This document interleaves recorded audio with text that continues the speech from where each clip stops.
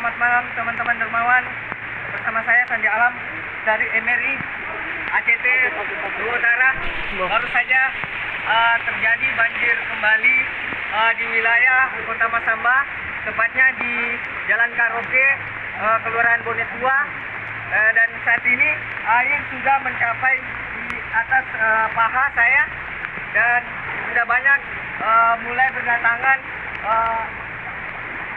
kayu-kayu besar.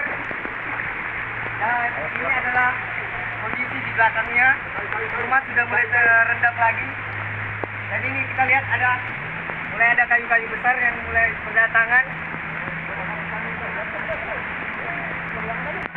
Dan di belakang ada mobil yang akan mencoba untuk keluar dari tumpukan air ini.